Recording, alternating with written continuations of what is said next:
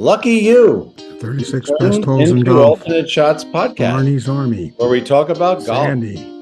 golf, poker, James Bond. horse racing, Double. classic movies. Zenyatta. We have no script. Down the stretch they come. We are glad you joined us. Frankly, my dear, I don't give a damn.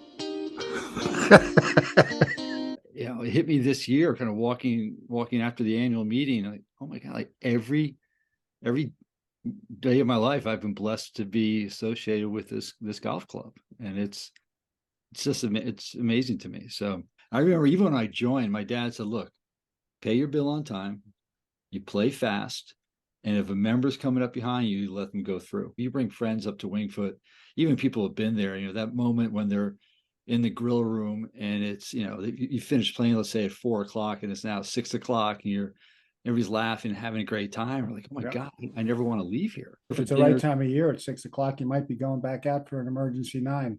Exactly. We have a special guest today, Alvaro Saralegui, who's a giant in the media world. Alvaro Saralegui came from Cuba in the early 60s when it got out of there in the nick of time. How did you get from 4 years old, escaping from Cuba, to loving golf? That's a long trip, right? That's a circuitous route, yeah. It's not fair to compare Donald Ross to a Tillinghast or a Siway to Winged Foot, but would you be willing to stake 10 of the best putters at Siway against 10 putters from Winged Foot? Play a course somewhere, a few holes at Siway and a few holes at Winged Foot, and see who comes up the winner? If the Siway guys were allowed to drink before the tournament, I Absolutely. would Absolutely. News magazine. So we were covering the political upheaval in Cuba, hard on the press.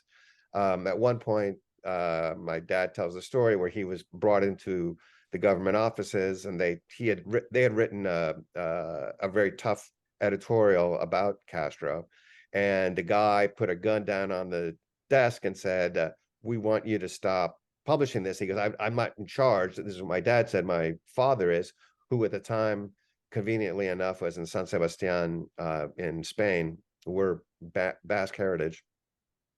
So they called him and they said, he explained the situation. He goes, what do you want me to do? He goes, essentially, screw them, keep publishing. So we were obviously a well-known family. My mother would be out like going for a walk with, she was 27 and had 5 kids. Taking the kids for a walk, and the neighbors throwing stuff at us from their apartment buildings, and obviously the pressure was on. So at that point, my grandfather said, you got to get out of there. So we left as if we were going on vacation. Hence, when you mentioned earlier, Bob, that we were just going on a trip to Miami, it was viewed as a vacation, not a lot of luggage, because otherwise it would tip them off that we were, going into exile. Not coming back, yeah. Right. And then my dad stayed behind, had a party, invited Castro to show his loyalty, and 2 weeks later got a fake passport from the U.S. government and escaped to the U.S. And Jay Hill came over to our house because Colleen's made him chocolate chip cookies. They're still coming out of the oven. We really want to hear from Jay, who's been in the golf business over 40 years and 28 years with Titleist, Billy. 28 years. That's like, what's that in podcast years? About 250 years? And how long have I known you, Jay? And I maybe have gotten a free sleeve. And we have a strategy of taking care of the best players in the world with what we feel are the best performing products. How much energy do you spend on trying to pick the guy before he gets too famous, but just in time? That's a great question. And we have a leadership team, and myself included. We have eyes out in the field. Responsibility is to identify the next Jordan Spieth, the next Justin Thomas. We have a responsibility to find out who they are, and we win. If you look at the junior counts, we're typically winning ball, shoe, glove, fairway, iron, hybrid. Well, you have a great brand. Cam Young. Right, you had to see him play when he was, just out of roller skates, right? So David Young is a close friend. I put him on the Titleist staff. I got him into the gear, and then Cam came along, and sure enough, he was one of the top junior players that we were able to identify. My counterpart in Dallas, it was a similar story with Jordan Spieth. He identified him, got him in the product, and it's we've been fortunate to keep them the whole way. So Do these guys, are they that long? They must all be like that long. when I sat with David and I asked him, he said at the President's Cup, they were lined up, the teammates, the other players on the President's Cup team, to get a chance to play, partner up with Cam. They said he drives it like a beast. The topic of handicapping, as you say, that they go hand in hand, right? Yeah, that's the whole thing about horse racing, is it's a science in a way, the handicapping, but there's so many figures, so much information that you can refer to, fractional times, distances, track conditions, and all that stuff. It would take a year to explain and 20 years to learn, and you're still, everybody has a system, and everybody's system works for one race and not the second race. So everybody thinks, my system worked. Well, it worked that race, but it didn't. What about the other 8 races? It didn't work anymore. So you get the ups and the downs, but there is no elation like the elation of handicapping a horse race and being right. And there was one big race, particularly, it was back when Affirmed and Alydar were running. And Alydar was running in the Whitney Handicap at Saratoga, which was 1 1/8 miles, a big stakes race. And a horse from California named J.O. Tobin was all the rage, and he was winning everything he did, and he was a speed horse. And I could not decide between these two horses. I was laboring over this for so long, and I get stumped, and then you'd say, what the hell, I'll bet one or the other. But I couldn't figure this out. Alydar was so good coming from behind. J.O. Tobin was so good from coming from the front end. I couldn't pick them apart. And then I noticed in the handicapping in the daily racing form that a good percentage of J.O. Tobin's races, he went wide at the top of the stretch. So as he was turning for home, he would drift out. And I said, you know what? That's going to open up a hole for Alydar, and with his stretch run, he'll run right through that hole. So I settled on Alydar, and damned if the race didn't happen exactly like that. Tobin leading the whole way, goes wide at the turn, and Alydar shoots up the thing. And I thought, I'm a magician. I'm the Cecil B. DeMille's of horse racing. I can make them stop. I can make them go. Of course, I learned later that, that doesn't always work. Gangster clothes or their fedoras or whatever else they were wearing. Or Uncle Billy, and It's a Wonderful Life. Like brother's wedding afterwards, had the party at Bailey's house, and Uncle Billy comes out and he's like, "Where's my hat?" Yeah. He says, "It's right there." He says, "Which one?" But Capra obviously knew what he was doing. He was the early days Steven Spielberg as far as twisting your emotions around. He could get into your emotions. Hitchcock was probably an interesting character. I don't know much about his real life, because I'm much more interested in the works that he does. I heard him in an interview once say that when he was 5 or 6 years old, on his birthday, his father gave him a note and told him to bring it around the corner and give it to the sergeant constable at the local police station. So he did, and the sergeant came out from behind his desk, took Hitchcock as a kid, and locked him up in a jail cell for 5 minutes, and then let him out. And his father said to Hitchcock afterwards, "That's to teach you to never trust anybody." The Trouble with Harry is great. It's not spoken about that much. I think it was Shirley MacLaine's first movie. Oh, the color's magnificent in that movie. The foliage, and I think it's in Vermont, and it's a guy dead in the woods that everybody keeps burying and unburying. It's very humorous and Hitchcockian. Well, Craig Wood was an amazing golfer, and he was probably the quietest man I ever met.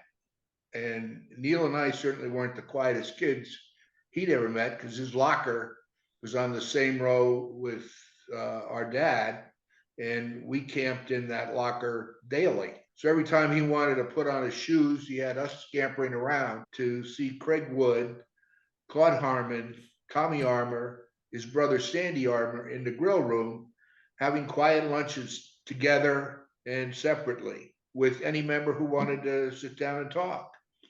So that was the magic of Winged Foot that I don't think is capturable in today's world. King called Tommy Armour. Which king, by the way? You get the King of Morocco calling Tommy Armour. And he said to Mr. Armour, or as he would have said, Monsieur Amer,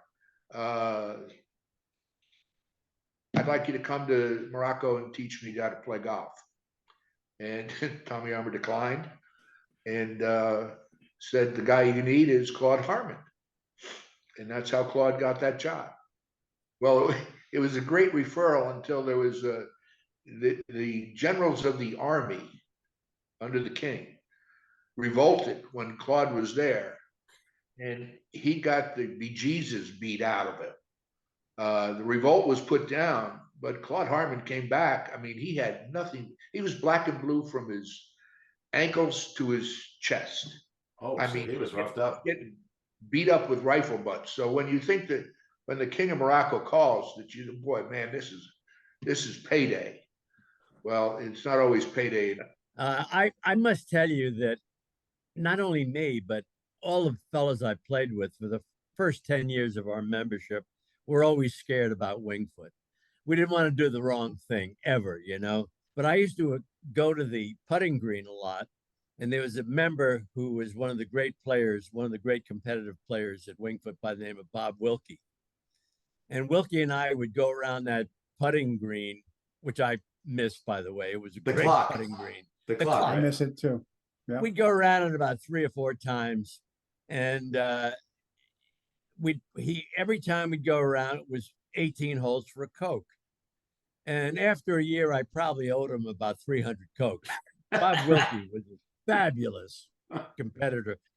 Bobby Collins told the story about me trying to hit the ball, you know, open the face of the 5-wood and hit the ball on the green because I hit a really long drive. It was easy to hit a long drive because the turf was frozen. But I hit a really long drive and I thought I could get home, and I hit the tree and it dropped in the lake. And I started marching out in the lake, and he said, "What are you, crazy?" I said, "No, we're going out there." Well, he didn't know that I had done that previously. Maybe the week before, I hit it over the trees, but it didn't get far enough and it stopped out in the lake. So I walked out in the lake and I wedged it up on the green and made my par. Well, the following week when I hit the one and it hit the tree and dropped down, and that's when I walked out on the ice with him, and he thought I was nuts, but you know, we survived. By the way, it was walking out. If you walk out on the ice, it creaks, and it scared the hell out of Bobby. Yeah, he said when you hit that wedge, he heard the crackle sound. He said, "Oh, that's the end of it." You know what? When I walk at Winged Foot, and I walk a lot on the course, and I feel privileged to walk on the grass that every great player that's ever played the game has walked on. Hey, Bobby, how does it feel to be talking to us and not having to make people get out of the way so we can tee off? It feels a little different, to be honest. And then you get up top on that plateau and you can really purvey, you know, a lot of the West course, the front line of the West. And I just thought it was really, really cool. And there's the water fountain there too at the top of the hill for you. But one of my favorite stories about the hole is why I love it so much was one day, Birdman, who I know you did, we for almost a decade, we'd go 36 holes about 4 or 5 days a week. So we were like inseparable, to caddy in the afternoon. And we ended up caddying for George Burns. I don't know if you remember him, the old pro. Yeah, the golfer. Sure. Yeah. He was really, really, you know, at one time he was really good. As a matter of fact, it wasn't that long afterwards. I believe he came in like 2nd or 3rd in the US Open. Yeah. So we're caddying for him, and we had a blast in the morning. We're out there caddying for him. I have his bag, and it was 3 amateurs, and the loop was kind of mundane. It started off very quiet, very slow, and whatnot. And we were excited. So finally, I got to 7 East, and I went to George Burns. I said, I've had enough. Let's have some fun. I said, I bet you $5 in front of the 3 amateurs you can't par this hole. And he looks at me. And he, I just came in 2nd in the US Open. I said, all right, you want to make it $10? So we get there, and I'm up at the tee. Birdman went out before caddy. And back then you had the persimmon wood. So, you didn't hit it the way they hit it today. But absolutely Sunday tattoos. His persimmon drive had to be 280. Right down the middle. And that's when I knew I won the bet. because the pin was all the way in the back right-hand plateau. And I knew that he was going to try to shut me up and make birdie. So he went after the pin and came up in the middle of the right-hand bunker. And we all know that the only way you're getting that up and down is if you make the 15-footer. So he hit a great bunker shot, rolled to the left, and then he's got this 15-footer. And I said, you know, we got $10 on this now. You want me to read the putt for you? He goes, leave me alone. Missed the putt. And the amateurs got a huge kick out of it. And it really kind of made the day. And Billy might have been the best golfer, right? He might have been the one to follow in Claude's footsteps. He might have had the most talent. You saw these guys play. What is your opinion? Yeah, Billy was super talented. People don't realize Butch won the BC Open. Butch actually won a PGA Tour event. So he was obviously very talented. But I think you're right. And I think if you had asked Claude, I think that's what he probably would have said too. Billy was incredibly talented. And anyway. What I just learned Go is ahead, that the Winged Foot membership owes the Grateful Dead a great deal of gratitude. Because there would be no Birdman at Winged Foot if it weren't for the dead. Well, actually, you could say you could turn it around and say, actually, I owe the Winged Foot membership a lot of gratitude, because without Winged Foot, I would have never gotten to any of those concerts. I would come in and out. I would work for like a week or two, and then in between tours, and boom, and then I was gone. And I got one last great story for you. So I'm caddying for Jerry Haas, who's Jay's younger brother, in the Open at Shinnecock, and Billy's caddying for Jay. Guy by the name of Lynn Strickler, who was a legend, was caddying for Curtis Strange, and we're playing a practice round, and Tom Watson joins us. Bruce Edwards is caddying for Tom Watson. So we go out, Watson just joins us. So Bruce stays back on the tee because Watson's still getting his act together. So we go out on the back nine, we're four caddying, and I just come off a Grateful Dead tour. And they look at me and they say, we know you're holding, get it out, break it out. So I pull out a joint, we light it up in the practice round. And Lynn is kind of fumbling around, and he goes to Billy, give me a cigarette. And Billy goes, what do you want a cigarette for? And he says, and he had a voice like Clint Eastwood. He said, I don't want to have to tell Curtis he's got 138 to the front and have it come out Lebanese. So hand me a cigarette. So when Dick won the club championship, I think in '66, I won it the next year, I think it was '67. It's so long ago, I don't remember. I remember winning, but I don't remember the year. So back then, the club championship was a big deal. And it was always on Labor Day weekend. And they had to have a qualifying to get 16 players, I believe, because you had so many good players. I don't know if it's, hopefully it's Same today. Same way today. And it was Labor Day weekend. And it was a semifinal match. And Dick was one up going to 18. And you guys have been there longer than me, but I've never seen anybody do this.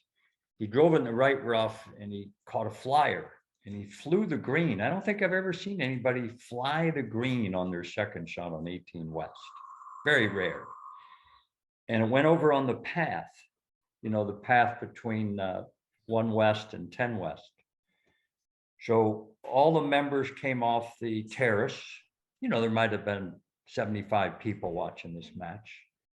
And Dick is on the path and my dad's standing there. And he turns to Dad and says, Dad, do I get a drop? Well, Dad, dumb like a fox, he's not going to give his kid a drop, you know, in front of all the members and stuff. And my dad says to him, you've got 14 clubs, it would behoove you to pick one. So he makes bogey and then he wins on the 19th hole. And afterwards he says to my dad, you sure about that drop? He said, I'm sure that you did get a drop, but I wasn't going to give it to you because where am I going with this? You know, I'm the golf pro here. I'm going to make a whole bunch of enemies. He said, but in the future, you should have brought your opponent over. See, he said, I think I get a drop, you know, and then you could look in the rule books and stuff like that. But he said, well, you almost cost me the club championship. He said, no, you cost yourself because you didn't know the rules.